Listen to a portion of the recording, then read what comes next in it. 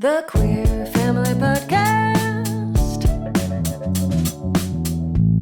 Welcome to the Queer Family Podcast. My name is Jamie. I'm your host, and you are tuning in, my friends, to the Queer Family Podcast Pride Extravaganza, which means this entire month, the month we call Pride Month, which is June, we are pushing out double the episodes of queer family beauty for your listening pleasure.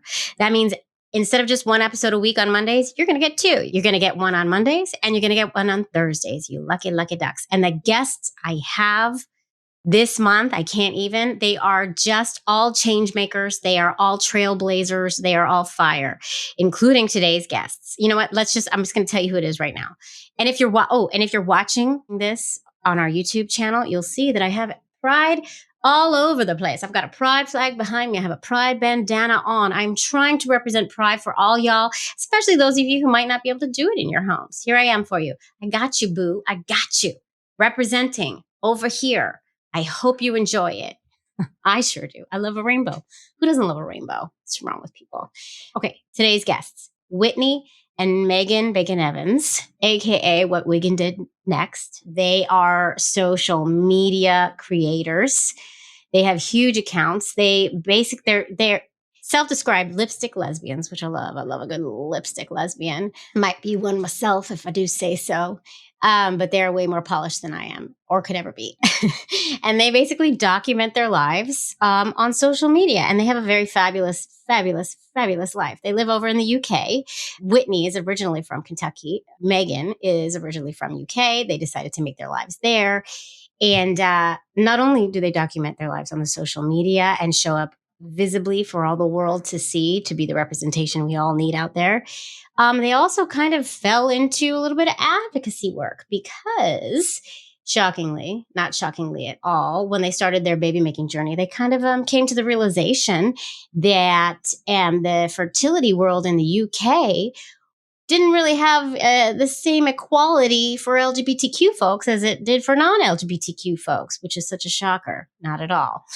So they started working. They started working with the government, on the government, to try to bring a little bit of equality into that world there. And they're making some strides. And I am honored and privileged to know them and to have been able to hear their story. And now you're going to get to. But before I roll the tape, I also want to say a couple of things. There is a little trigger warning here. We do talk about a miscarriage at one point because they, like I said, they're on their baby making journey. And as we know, these journeys are not always without bumps or more than bumps. And so if that's something that could be triggering to you, just take heed and know they're doing great. They're still on the journey, but we're sending all the baby dust in the world their way. And I think it's going to happen sooner than later. That's my prediction because we make babies on this show, don't we? Don't we? All right. Before I roll the tape of Whitney and Megan, whom I love, I need to remind y'all of a couple things. If you love the show, if you love what we're doing, please go over and join my Patreon. I have various tiers in my Patreon community that start at just $2 a month. And one thing you might know, but you might not know, many of you probably know because I've said it before, I've been doing this show a long time and I still don't make any money on it. The point is, I could use a little help because everything I make on this show goes right into production costs. And it's worth every second because I'm never going to stop this because I find this to be extremely important, telling these stories. So go join my Patreon at patreon.com/the Queer Family Podcast. Pick whatever amount suits you that you can afford. And please join and you're going to get the bonus content, all the bonus content I can think to put up, all of it, everything. I mean, not everything. Let's not take it too far. What am I, an animal? Just kidding. You know what, y'all? When you're a parent and your children's schedule goes off, like for instance, this week, my children have both Thursday and Friday off from school. I can't even, it throws me. I can't keep my mind straight. It just threw me for a loop. And like, I'm even lucky enough, like my wife, my lesbian wife, like a good lesbian wife, co-parent that she is, she even took one of the days off. So like I had the kids yesterday. She has the kids today. So we could each work one of the days and I'm still thrown off. I'm still a mess. I don't know. Mom brain. Maybe it's just my brain because I literally majored in musical theater. I don't know. I can really sing and dance, though. Not going to lie. Okay, before I roll the tape, don't forget I have merchandise you can find at our website, thequeerfamilypodcast.com. You can also find it on TeePublic at the Queer Family Podcast, and there's various designs. You can put them on anything and represent. It's Pride Month, y'all. Let's get to representing. Let's do it. What else do I have to tell you? Oh my God, duh. See, my brain.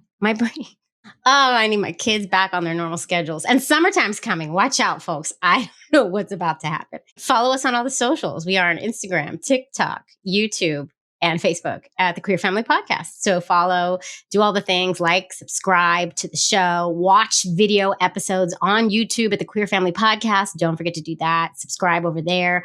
Put some love in the comments because we've got some hate.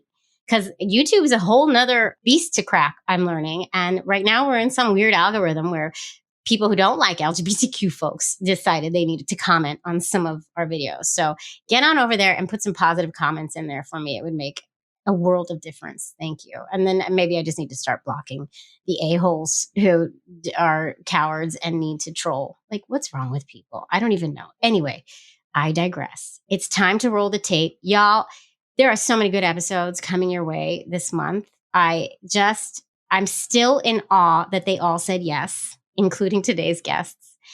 And I'm still in awe every time I tell my beautiful, lovely fake assistants, because I don't really have assistants because I can't afford them, Helen and Beulah, to roll the tape. And every time I talk to Helen and Beulah, I look that way, like they're actually there. There's nobody here. I'm literally alone in my apartment. But Helen and Beulah, I'm looking at you. I'm looking at you, girls, those two lovebirds. Helen and Beulah, could you please roll that tape? I love you so much. I love you. Enjoy this episode, y'all. God, so many change makers, so many people making a difference in this world. Mwah. Thank you. I love y'all. I love you. I love you. Okay. Mama brain it's real. The struggle is real, y'all.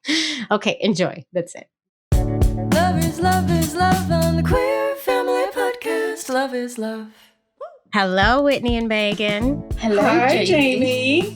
I am so excited to have you two. I mean, you're huge. You're basically famous. And I mean, you are. And if you don't know who they are at home, you're basically living under a rock because Whitney and Megan have been basically documenting your lives together for how long? Oh my gosh, almost 14, 15 years. Yeah, pretty much since we started dating, which is insane. We're like the OGs online. Since 2008. You're OG. OGs. Yes. Where did you start? A blog, and then I went onto YouTube, and that was before being a YouTuber or influencer existed. Just uploaded montages. We did long distance, so yeah. Then it just like moved on to Instagram and just went from there really, and just accidentally fell into it as a job, which is amazing. Okay, before we get into anything, I need to hear, and the listeners need to hear, your 30-second elevator pitch of who you are and why you're here. And as I was saying before, I'm going to put a timer up, but don't you worry. You're beautiful. Heads off. I will never cut you off.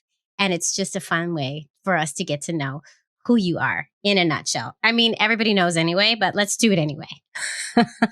So I'm going to count you in. Are you ready? On your marks, get set, go. Ding! Well, that's just very fitting. Okay. Hi, so I'm Megan. And I'm Whitney. And together we're Megan. We've been Oh my God. together going on 15 years, and I'm American originally. And long story short, but I found Megan on MySpace by divine intervention. And yeah, I ended up over here with this beautiful girl next to me, ended up marrying her, and we're kind of living our happily ever after in Windsor. Yes, so we're wife and wife, we're content creators, and we're LGBTQ plus fertility, equality activists as well, and on a journey to become two mummies. There it is.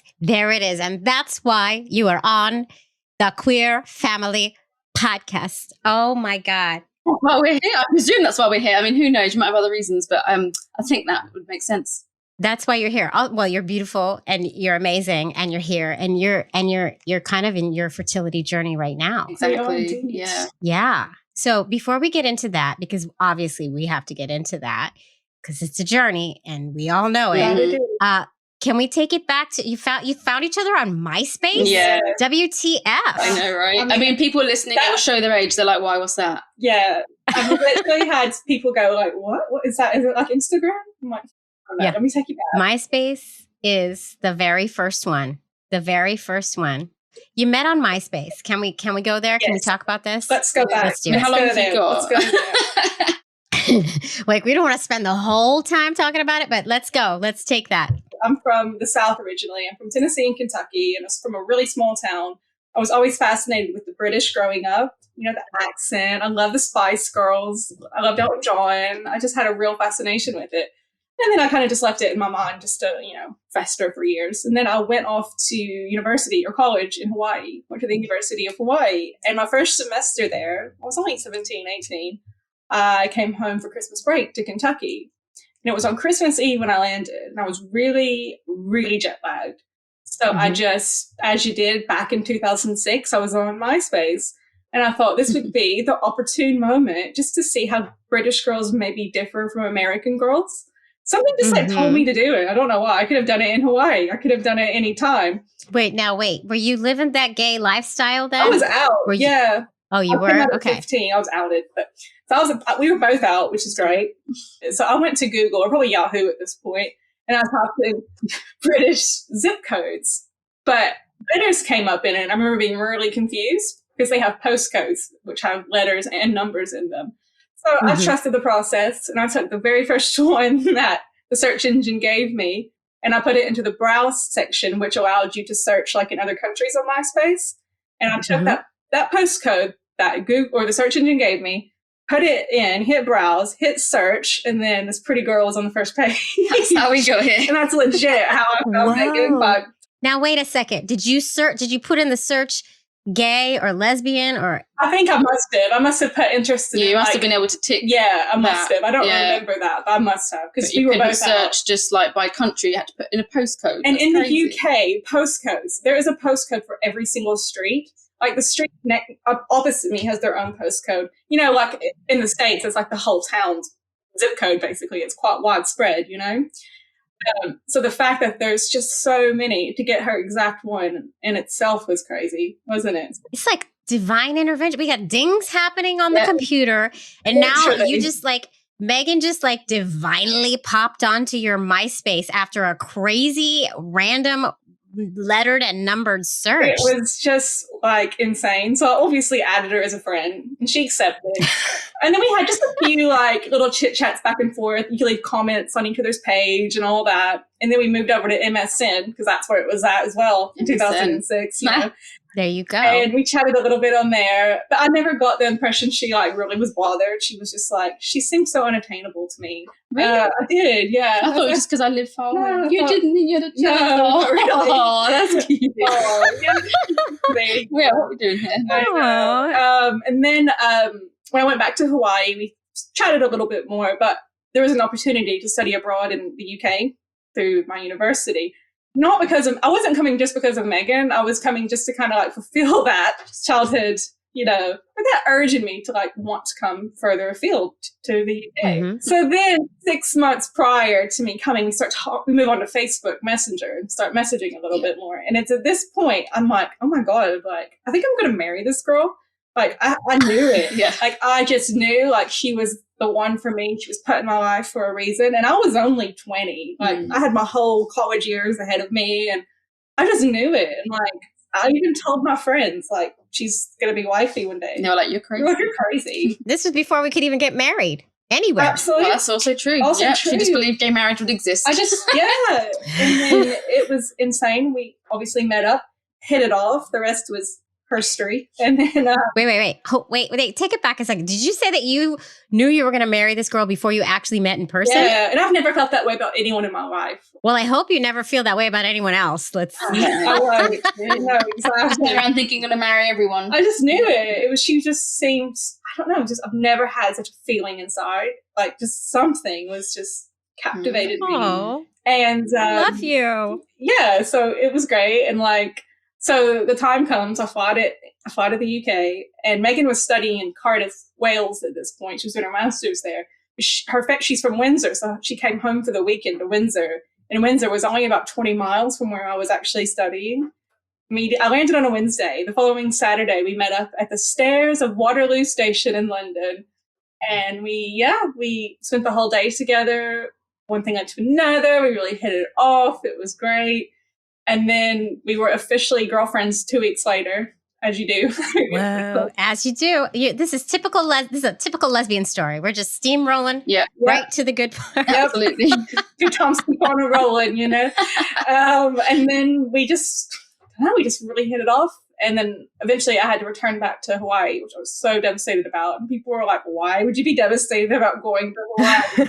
But beautiful places can be lonely if you don't have the one you love. You know what I mean? It almost makes it worse. But we just didn't even question that we were going to do long distance. We just knew we were going to do it. And it ended up being 4 years of long distance from Hawaii to the UK.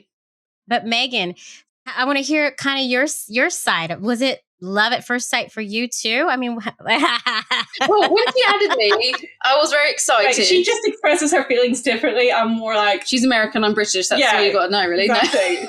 So go for it, babe.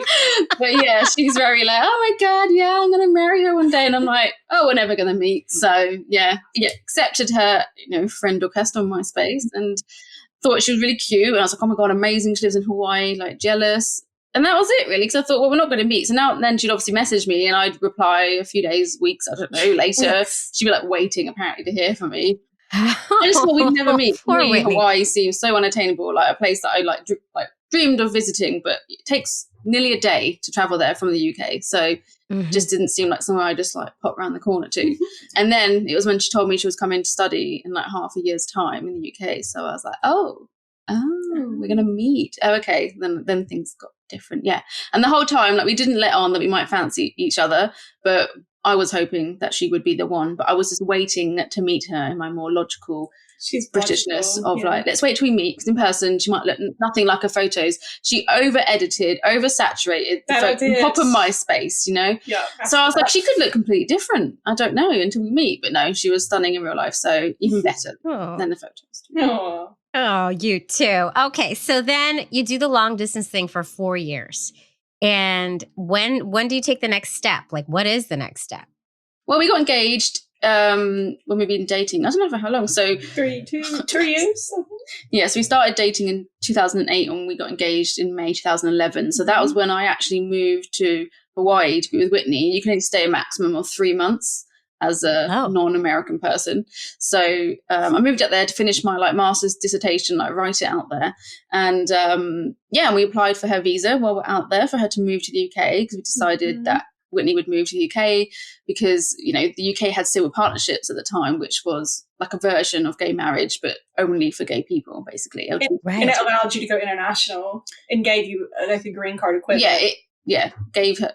Oh, so all you had to do was get the partnership thingy, and then you were moved there. Whereas legally, I had no way of moving to America at that time because there wasn't gay marriage. They wouldn't allow it. Wouldn't be recognised. So it was just an easy way, because you were like, I love England, I want to move there. And for me, I wasn't ready to leave my whole family and move to America. But so we got engaged, and we'd also applied for that visa. I proposed to Whitney, and then the visa got denied. So Whitney wasn't going to be moving over anytime soon. And I remember it was we were college students, and we it was $2,000 or something, $2,000, and just down the drain. They didn't give you really they just many reasons. Rejected it, and we had supplied so much evidence that we're a couple and everything. We just couldn't believe it. And it was because we didn't live akin to marriage, which was impossible because we were long distance. So they wanted her name on utility bills and stuff like that. But I'm like, she doesn't live here, so how can she? Right. Yeah, how are we going to have that? If we're trying to get the green card so we can have that. It's a catch-22. Exactly. Yeah. Exactly. So we had to kind of reevaluate, didn't we? So I was basically had another year left in the States. So I moved to South Carolina with my mom. And at the time, she was the general manager of a car dealership. And she's like, well, I think you should just come work for me. And I was like, okay.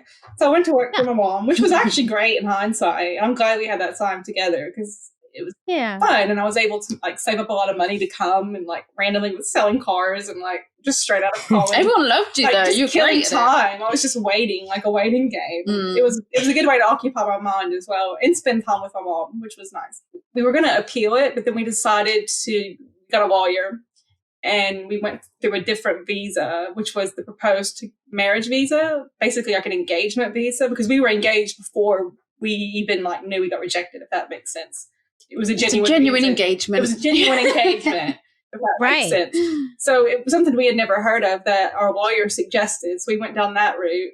And then because we had a lawyer and they made sure everything was perfect, it was accepted, wasn't it? So that was wonderful. Yeah. But basically, it just took a lot of freaking money Took a for lot- you to in get. total, all the visas and lawyer fees we went through, because I'm a citizen now, which is great. Like I went the Wow. whole way. Thought me as well. Yeah, Because Trump was president at the time, and I thought I need to just get this sorted. Like, I get it. Have all- Tell me about it. but yeah, in total, it did cost quite a lot of money, but it was worth it in the end, wasn't it? Because it gave us a shot. It gave us, a great life so far, Of and course. it was worth it, and all Yeah. over. Yeah, but didn't we work out from all the traveling to see each other, visas and that? What was it we worked out to be? Oh, I forgot. Was it ridiculous. 40,000? 40 or 50,000, Was it more? something. Oh my We- God. We saw each other every 3 months as well. Oh my God. And you haven't even started baby Oh. making, queer baby making yet no. at this point. Yeah, unfortunately. no. Oh just my being God. together. Yes. Yeah, I know. Pricey relationship, isn't it? Very. Yeah. Oh, geez. So, all right. So you get the citizenship. You're finally together. You're on each other's bills. Yes. Not that she deals with them, but yeah, she's on them. Yeah. Right. We're sharing the bank. We're doing the stuff. And then you got married, obviously. Yeah, we actually had a civil partnership in 2012, like an intimate one. Mm. So there'd be like 20 people in total, wasn't it? And then we upgraded to a marriage in Palm Springs, California in Yes. 2017. Yeah, gay marriage came in the UK as well. Exactly. So we thought, yeah. So we've might as well. been married twice. And we did it on the same day as a civil partnership, so like back dates. So it's 20th of September. Oh, good. That's amazing. Yeah. Well, congratulations. You did it. You got 2 weddings out of it Exactly. in 2 different countries. Yeah. At it, girls. So, all right. So then fast forward, baby making time. What is the conversation around baby making and what's going on?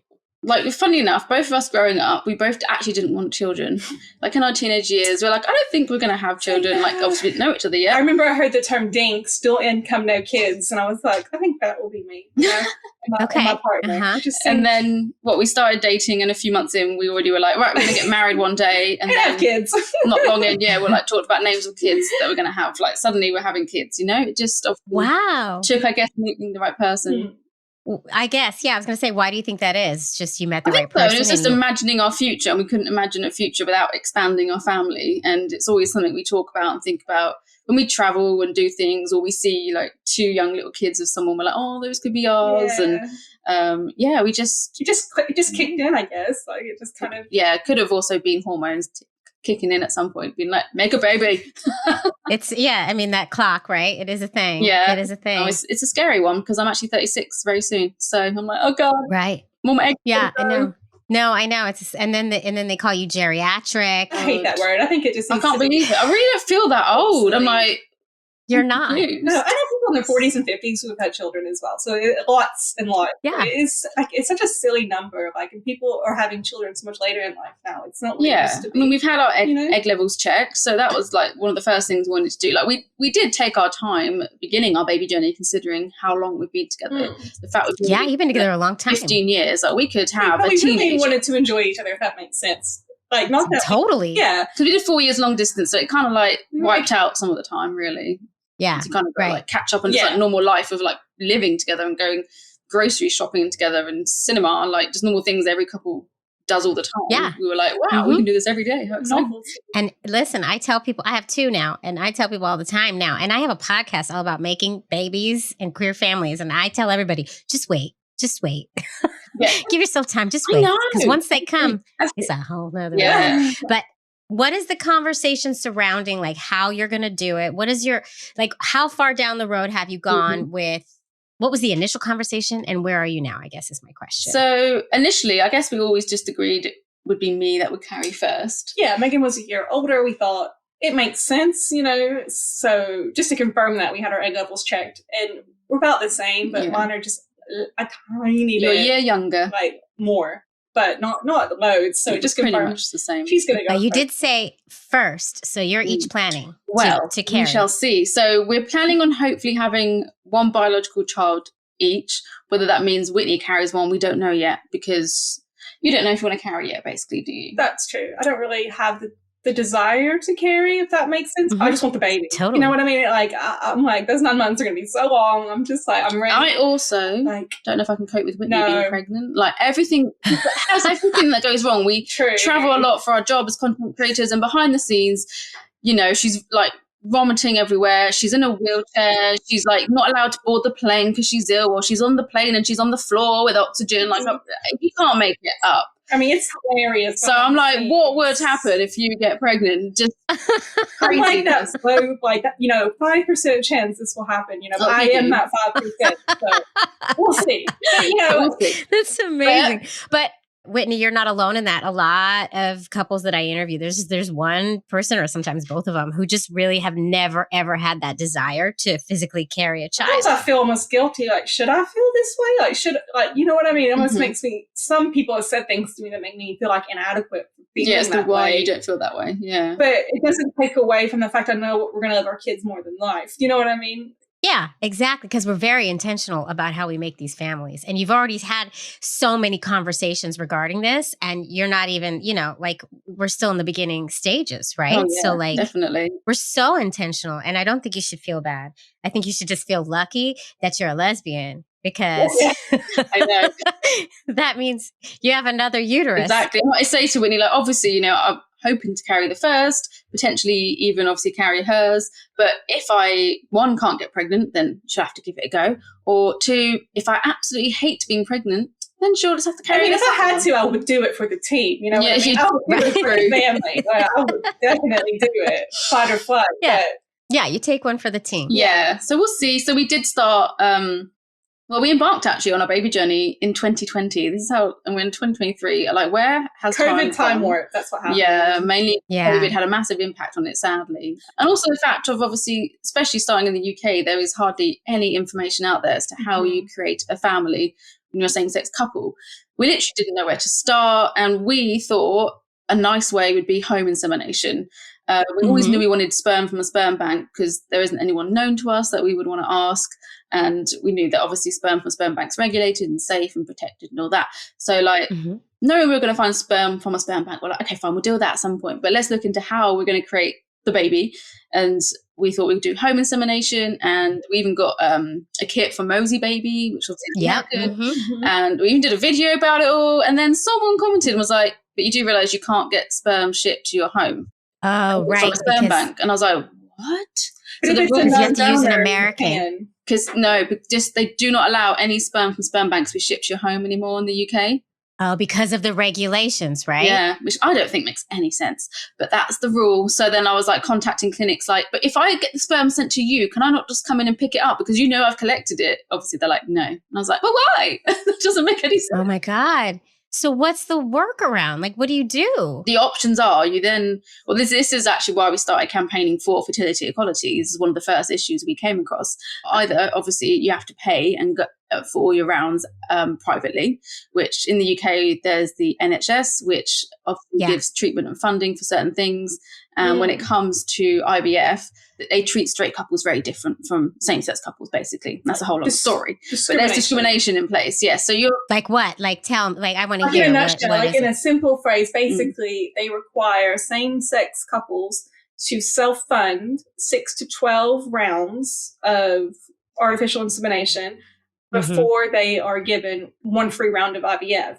So the cost of sperm plus all those rounds, you're looking at anywhere for 25 to 50 grand, maybe, like, again, tax, right? Because their rationale is because a straight couple has been trying at home and they're 100% infertile at this point. But we don't know with you. It's such bullshit. Incredible. We have to prove that we cannot have children together, even though we cannot clearly naturally create a child together. But let's just go the extra mile and prove that we, so it's just ridiculous.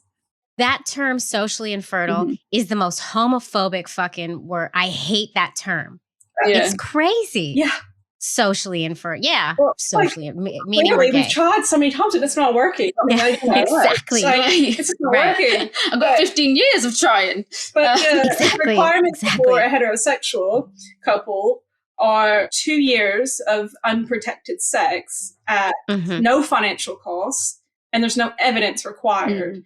Yeah, how do they prove? How do you prove? You have to video yourself? The video camera up. You could have sex once Make a little every 24 months. Yeah. How do you measure it as well?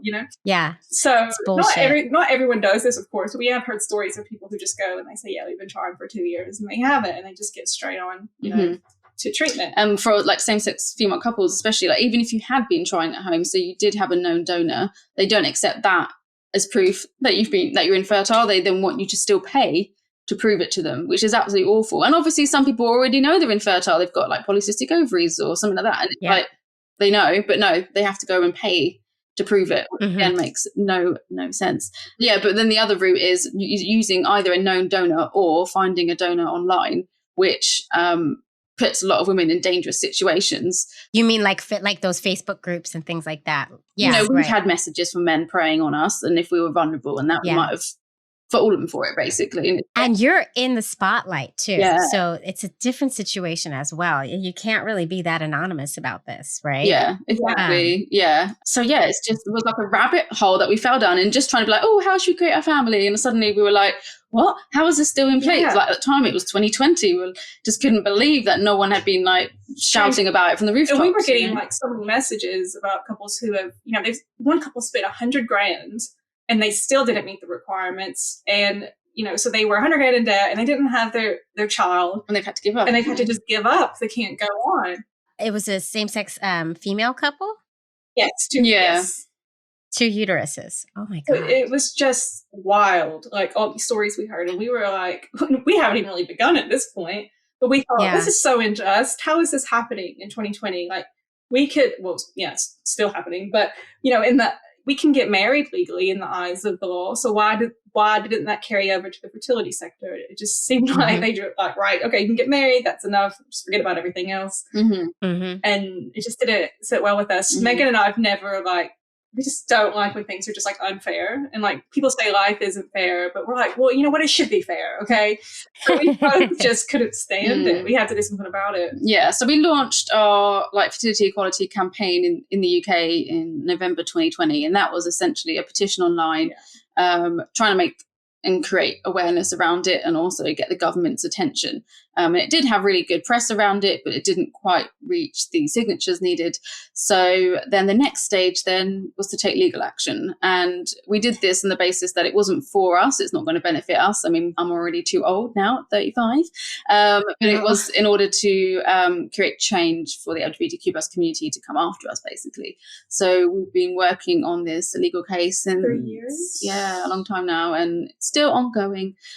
We've also spoken in Parliament, and last year the government announced a women's health strategy. In that, they listened to what we basically said that we wanted, and they have announced they will be at some point basically rolling out fertility equality for same-sex female couples. And obviously, annoyingly, it is just same-sex female couples they're focusing on at the moment, and we hope it will obviously have a trickle effect to everyone else. Yeah, single women as well. But that's still amazing. They haven't mentioned single women yet. No, I know. That's what I was saying. Yes. And it's also, they're focusing on folks who identify as women and folks who are women since birth. And so there's a whole other, so tricky. Yeah, absolutely. You just want to cover everyone. Oh my God. So many layers. It's so, oh my God, that makes me mad. So what is happening? So what are you going to do? What's your plan? For us personally to have kids? Yeah. So we've gone down the private route. We knew that was the case for us, basically. So we purchased our sperm actually from Denmark, Bios International, which was it's such a weird process, but to purchase sperm, this was the best process we could have gone through in Denmark, because you got to see pictures of them as children, what they looked like as adults. You got to hear their voice. You got a whole health check, basically, of them and their family. Which is probably more common in America, but in the UK, for example, if you go to sperm banks, or we use a sperm bank from the UK, you can't see photos. You don't really get, you can't hear, anything. Like you really get like an Excel spreadsheet that just has a bit of information. Yeah, I think it's like their height, probably, and like hair color, right? Eye color, that kind of thing. Yeah. I actually way back interviewed a sperm donor in the UK. Really interesting. Wow. Yeah. And even he was like, the regulations are really strict. We need more donors. There's not enough. Yeah. I just wanted to help families create their families. But like, it's really hard. Like, it's really hard to even get a donor. Yeah. So if you're lucky enough to even get a donor in the UK, you don't get a choice. Oh. Like, it's so right? Exactly. And even So- just picking from like the one in Denmark, like at first we're like, this is gonna be quite fun, and then you realize there's not that many actually on there to pick from. You can't, it's quite hard to find like the one when there's not a massive pool. Oh wow. But we really? got very lucky. Like we found his little baby picture looked like me as a baby, and we're like, oh, okay, well let's just see what he looks like as an adult. And he looked like Megan as an adult. You had to wait for the upgrade, you know, to see adult photos. There was like suspense. Like we really loved his profile, everything about him. Good feature. He looks like us mixed together, basically, which is so rare to find. Well, our donor too, like basically we just had to find someone that looked like both because we look alike. So we have very similar features. So that was easy. But over here in the States, like I have I've termed it the search for Superman because we have such a huge amount of them, depending on your demographic and like like basically we have a lot of white sperm donors. So if you're looking for a white one, it's that there's so many to choose from, and you get crazy with these things. Like you start ruling people out because they had like acne as a teenager. Like, who doesn't have acne? You know what I mean? Yeah. So it's a double-edged sword either way. Yeah, it's true. Sometimes, I know what you mean. Yeah, it's a bit like I'm vegetarian, and if I go to a vegetarian restaurant, I'm overwhelmed because I can eat everything. I don't know what I'm going to have. I know what you mean, though. Definitely. Give me 2 or 3 options on a menu. That's what I'm used to. But yeah, so you found your donor, and how does it work if you get the sperm from Denmark? Do you have to go and inseminate in Denmark? No, it gets shipped to your fertility clinic. So they can ship it into the UK. Oh yeah, just not to your home from Denmark. Yeah, it has to go to a regulated licensed clinic so that it's like recorded, like a cryobank. I think is what they call it in the States, isn't it? Or right. Yeah, a cryobank's a sperm bank, not a fertility center. Though. Scratch that. Yeah, we clinic. You guys walk fertility center, fertility maybe. Center, a clinic. Yeah, or a clinic, a fertility clinic where you go and you get the insemination. States, like what? Because I was living in the States to get up to this point, so I don't know exactly what happens there. It's all right. You don't need to know everything. So what happens? So you got the sperm, and then and then what? And then so we decided we would do artificial insemination, like an IUI first, a few rounds, see if it works, and then if not, we'll move on to IVF. And we started our first IUI August in 2022.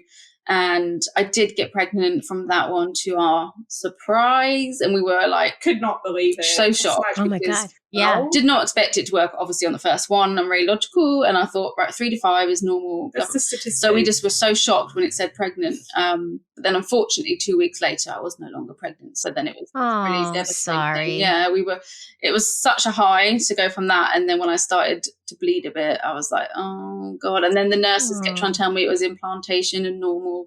But my sister, who's straight, has gone through a lot of IVF and chemical pregnancies, miscarriages. And she was just like, I'm really sorry, but I think you're having a chemical pregnancy. And I said that to the nurse at the clinic, and she was like, no, don't listen to her.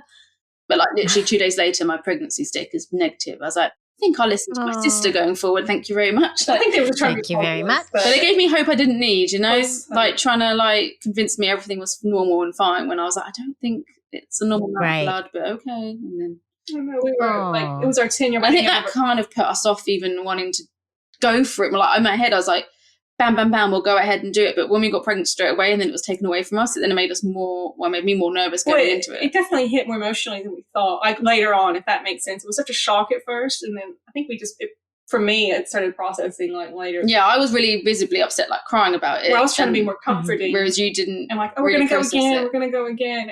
Yeah. And then once she got okay, I think I started to process it. Yeah. Because you cried. You also cried when it said I was pregnant, and I didn't cry at that point. And then I cried when it wasn't pregnant, and you didn't. So it's just funny. You don't know how you're going to react to things, I guess. It's good, though. You balance each other out. That's what we need. That's what you need, right? You don't want to both be in a hot mess, do you? So just one at a time, please. You can't both be on the floor of the airplane with an oxygen tank. Like, one at a time here. What's it called? Newton's, what's the law? Like, you know. Sod's law, is it? No, Newton's law, isn't it? Like, when one's up, you have to have a. Yeah. I don't know what it's called either, but I know what you're talking about. Yeah. So then we did another one, I think late October. Yeah. And also Megan, she really had a traumatic experience with the speculum. I know a lot of people out there, speculum. Individuals with you don't like have the same, experience, but they had to give her Valium, bless her, because it was so intense, wasn't it? Very painful for me. Yeah. Every time you have they use a speculum, it's very painful, or just for the inseminations? Every time I've had a smear, anything like that done, like I've known it's painful. And when it came to the IUI, obviously it's a bit longer than having a smear done. So I already, like, for the first one, I wasn't looking forward to it, but they're like, you're fine, just breathe. It's just so uncomfortable. And then it came to it, I thought I was going to pass out from the pain. Oh my God. And then, so for the second one, they did give me Valium, and I had hypnotherapy as well. So those two things combined, when it started to hurt, it did help. Kind of like, wow. My hypnotherapy was for me to like float away in a hot air balloon, and whether it was that or the Valium or both. Suddenly I did feel like I was kind of floating away from my body, and my eyes were shut, and they were doing like rapid eye movement. So when I spoke to my hypnotherapist, she was like, yeah, you were doing like the hypnotherapy. You were in a hot air balloon. And also, I forgot I did this. I listened to cats purring in my AirPods. Interesting.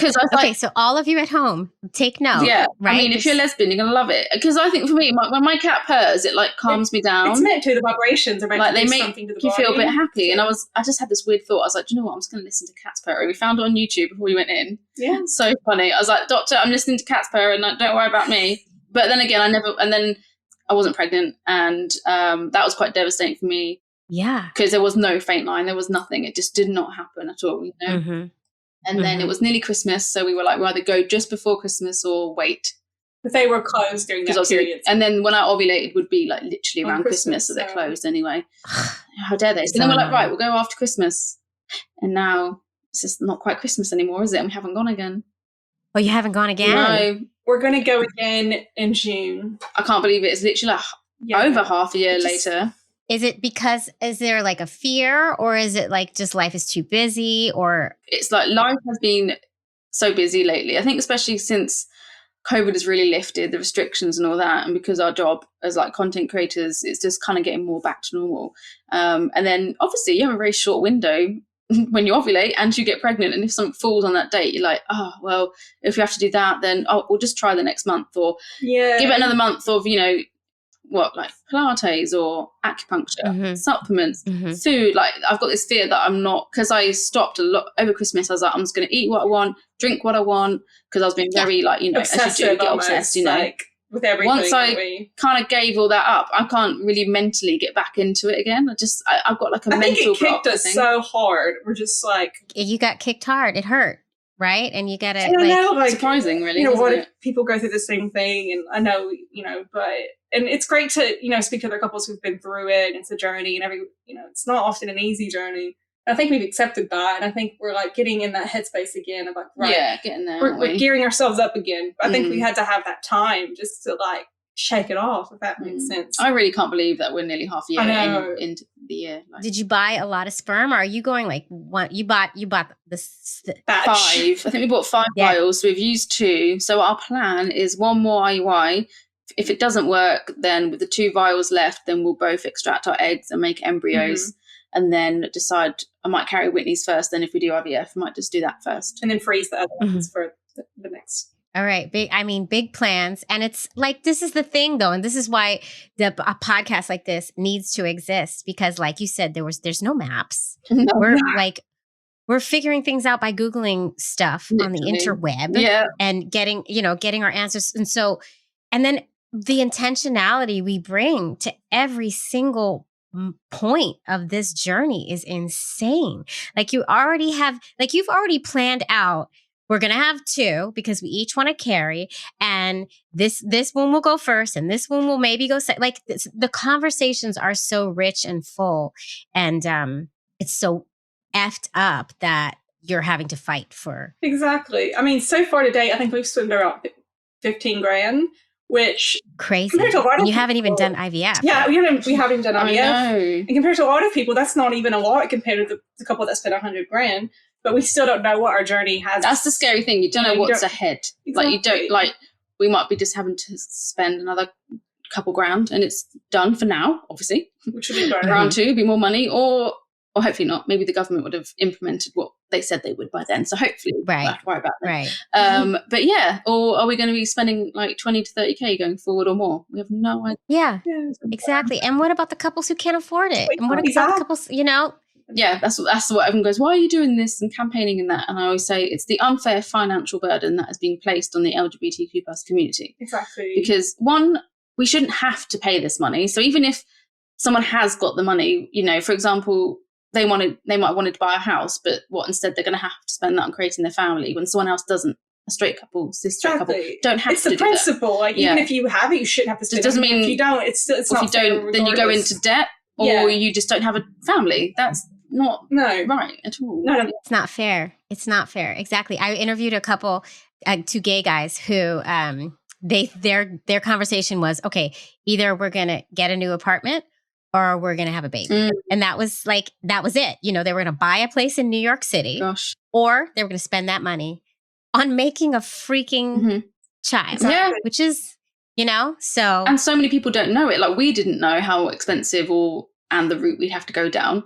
So obviously a lot of people younger are getting married. They're thinking, in a few years' time we'll have a child or look into it. They didn't realize that their like 20 grand wedding was, you know, their child effectively. Now they might not have the money for a child because they spent it on a wedding. And a lot of people then regret that. Yeah. If they'd known, they wouldn't. Because the lack of, you know, visibility and conversations about it. That's why couples like you are really, really important, because you're putting it all out there and you're being really transparent and you're showing your journey. And I think it's really important, and it does help other folks out there who, like you said, we didn't know how to do this. There's no instruction book, but like accounts like yours are helping. And I'm just so grateful that y'all are doing what you're doing. And I think you're fantastic. Oh, thank you so much. Same, likewise with you. This is amazing what you're doing, and it's going to really help so many people as well have like guidance. And I mean, that's the hope. That's the hope. But the sad thing is, these things need to exist because, you know, we're on our own and we're rogue. I have one more question for you. Sure. Regarding because in the States we have to do second parent adoption. Yes. Do you know what the situation is in the UK with that? Fortunately, because we are a married couple, we automatically go on the birth certificate as like parent 1 and parent 2, just legally. And that counts legally. Yeah. You don't have to adopt. We don't have to adopt, which is surprising. We do have that in the UK, considering they missed that was campaigned for, though, wasn't it? So probably before that, it didn't exist. You weren't automatically on the birth certificate. Because in the States, you can be put on the birth certificate. Like, both of us are on the birth certificate, but it doesn't hold up in a court of law. It's crazy. It's so scary, isn't it? They can just say, nah, you're not the real parent. So, you know, so you have to just. I mean, as far as I'm aware, but whether people go ahead and still do like adoption to be extra safe, I mean, maybe they do over here. You just never know, do you? You know, LGBT couples and families, they travel with the birth certificates as well, because sometimes they don't believe that, like, it's a 2-mommy family or a 2-daddy family. They're like, they just can't. Immigration, they're like, no. So you have to get out these documents sometimes, present it. And it's just so. But it's also actually for citizenship. This applies to, I guess, people who are with an American partner. So it's actually American rules. So, for example, we found out that if we have children, Whitney's like biological child, or I don't know if it's either her biological child or one she gives birth to, how far they really check it, would be automatically given American citizenship. But mine would not, because I'm British, which is just crazy. And that isn't obviously the case for straight couples. And I think it's a bit like a loophole, something never really thought about, because, you know, when like a straight couple, British and American, would go and get their child's passports, they're not going to go, but is he biologically related to the dad? They just don't even check. They just presume, you know? So it's that kind of thing of, but when it's 2 women or 2 men, then they're going to go, but who's the child biologically related to? Yeah, like it matters. Or they could be like, who carried? But she could carry my biological child. So it's quite confusing. But a lot of people, it's crazy. Well, there has been campaigning, and I think there has been change. That's still, I'm not sure if it's in yet or incoming. In motion. So fingers crossed, by the time we do have children, that won't be an issue. Because can you imagine one child has this American passport and go off to America? One kid's like, I'm going to the University of Hawaii. Like, Mom, and the other one can't. Everyone's like, why? Like, one kid's like, I have more citizenships than you do. Yeah. Like, it's like something they tease each other. But I do wonder, like, if Megan, you give birth to a child, and Whitney, you give birth, right? And then if Whitney, you adopt Megan's child, would the child have American citizenship? But just adoption in general, they're granted. Like, are they? I think they might be. Yeah, that's something to think about too. You just realize it's like another thing we got to figure out. I was like, it's just like a never-ending battle, really. That timing. Yeah, we'll deal with that when we're pregnant at some point. Cross that bridge. Right. let's just think of that. Exactly, because there's too many bridges to cross here. So you got to take one at a time. Exactly. Yeah. And you fight your battles when they come. And I'm in love with you too. Oh, And I'm so glad you came to tell your story. And I want you to keep documenting. I don't have to, usually I'm like, keep me updated, keep me posted. But all I have to do is go to your YouTube and I'll find out. But if you want to drop me a line, let me know. I mean, go ahead, let me know. Yeah. And thank you for having us on your show. We were honored. Oh my God. So exciting. So wonderful. And I wish I'm sending all the baby dust in the world. Thank you so the much. next one's gonna take. I make babies here. This is what I do. Yeah. Just send it away. And we'll be like, it's because we did the podcast. Yeah. It happened. It was that baby. Baby scent. Yeah. Send All the listeners are sending baby dust thank too. you guys. We appreciate it. Yes. It helps, So, Yeah. Thank you. Oh my God. So amazing. Thank you so much for joining the Queer Fam squad over here. Yeah, official members. I know, right? Thank you so much for having us. It's been a great time. To do it again soon. Yeah, we'll update Yeah. the time hopefully when we have a baby. Yeah. I can't wait. Megan. I can't wait. Can't wait for that. Queer Family Podcast. Well, folks, thank you so much for tuning into the Queer Family Podcast. I hope you enjoyed what you heard. And if you did enjoy what you heard, feel free to subscribe, rate, and review us anywhere you get your podcasts or watch your podcasts. All those things make a huge difference in getting this show out to an even bigger and wider audience. And in the name of visibility and inclusion, that's the goal here. So let's share this far and wide, folks. Let's normalize our families. That's the whole point of this. And if you really like what you hear and what you see, feel free to join me on Patreon. I have various tiers in my Patreon community that start at just $2 a month. That's less than a cup of coffee. Come on, at least in the city of New York City, it is. You're going to get bonus content over there. You're going to get video episodes dropped a day early. And even more crazy shenanigans of yours truly just trying to get her life together. And I'll tell you what, it's a monumental effort. I'm not going to lie, but you have to go to Patreon to see it. And also make sure to get that merchandise. It's time to represent. It's Pride, y'all. And then every day is Pride, as we know. So you're going to go to tpublic.com/the Queer Family Podcast and get your merchandise. Like, wouldn't you want a little Queer Family Podcast mug to drink your morning coffee or tea in? Who wouldn't? Right? Who wouldn't? Go get that. And make sure you're following on all the socials. We are the Queer Family Podcast on Instagram, Facebook, TikTok, and YouTube, where you're going to get the video episodes. And they're so fun. And I'm literally looking at you right now and talking, which is kind of very fun for me. This is fun being on video, except for the fact that I feel like I have to try to look nice for y'all now, which I never did before. But you don't need to know any of that. Okay. All right. Thank you so much for tuning in. Keep on tuning in. Watch the next one if you're on YouTube, or listen to the next. Just keep on doing it and share it far and wide. I love you. Mwah. I'm going to get out of your ears right now. Thank you. Thank you. Thank you. Tune in again and again. I'll see you soon.